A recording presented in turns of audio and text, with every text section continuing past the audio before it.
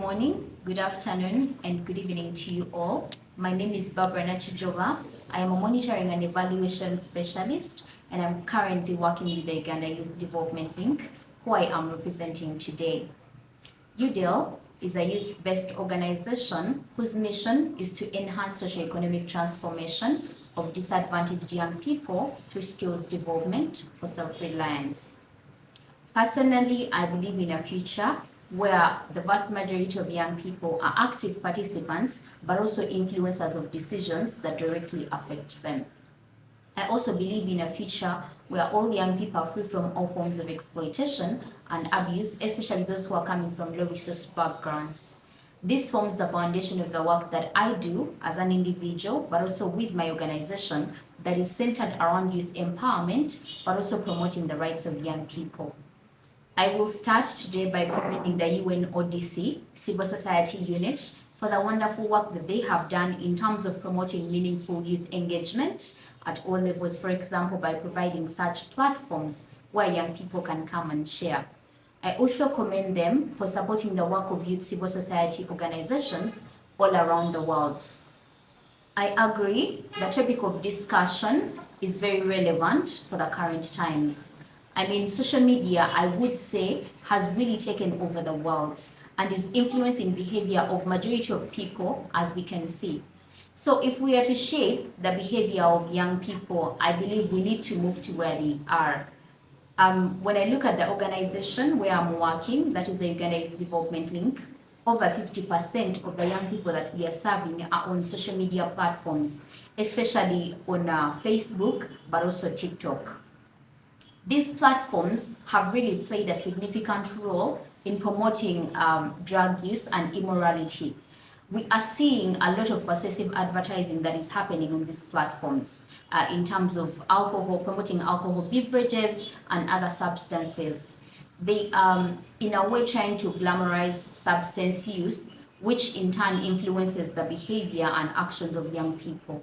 So we've seen several influencers, public figures who are posing on these platforms while smoking and drinking alcohol, trying to make it look cool. And this has kind of created a trap for many young people to start smoking marijuana because they're seeing their role models in the music industry are already doing this.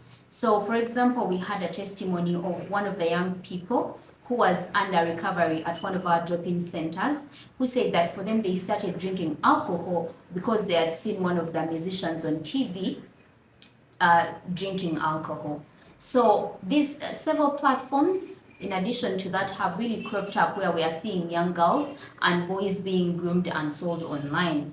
We have seen many pimps, for example, the so-called uncles and aunties who are working with networks in big hotels using some of these platforms like WhatsApp to sell children to the highest bidder for the purposes of exploitation and abuse. So these experiences of sexual exploitation and abuse, we are seeing that we have so many children who are falling prey to these practices. Some have been initiated on drugs in order to enable them build up courage to take part in these immoral acts, but also to make them dependent on the drugs in a way to try and create bondage such that they continue to serve their masters in exchange for small portions of drugs to use. So in 2021, the government of Uganda reported investigating about 421 incidents of human trafficking that was involving about 501 suspects. And this is a significant increase compared to the previous year, 2020, where they recorded only 214 incidents that were involving about 154 suspects. Recently, we are also seeing online sexual exploitation and abuse increasing, which is affecting many young girls who are migrating from Uganda to the Gulf for employment. Traffickers have now disguised themselves as recruitment agencies, and they are exploiting these young girls from low-resource backgrounds with promises of high-paying jobs in the Gulf, only to find themselves in bondage, but also sometimes their passports are being taken away from them and sold, and they're being sold from one pimp to the next. Some have even ended up losing their organs and sometimes we have had experiences where some have ended up committing suicide out of desperation.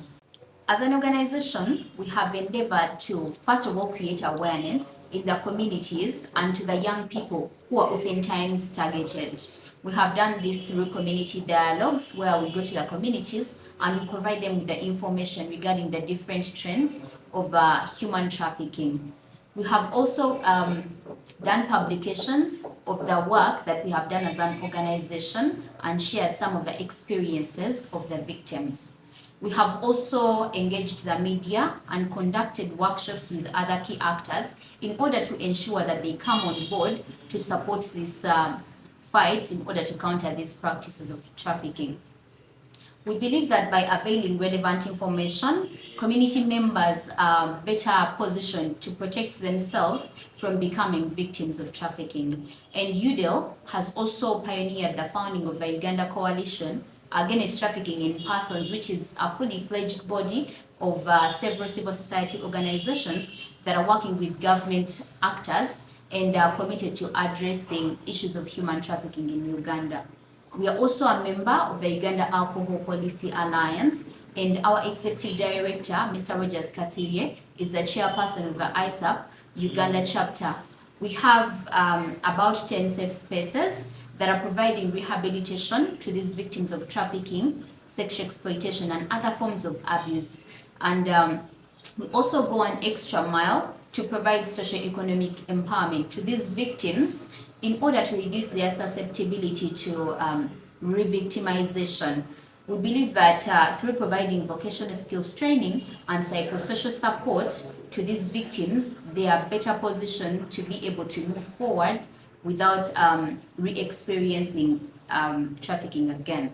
So in conclusion, we recommend that we have a holistic approach to addressing issues of trafficking. We believe that we should start right from the grassroots level up to the government. We believe that there is a need to involve communities in this fight because different communities have or experience different contexts of trafficking. So we believe that by engaging them and involving them to be part of the solution, then we shall have more sustainable solutions. Thank you so much for listening to me. Have a wonderful deliberations.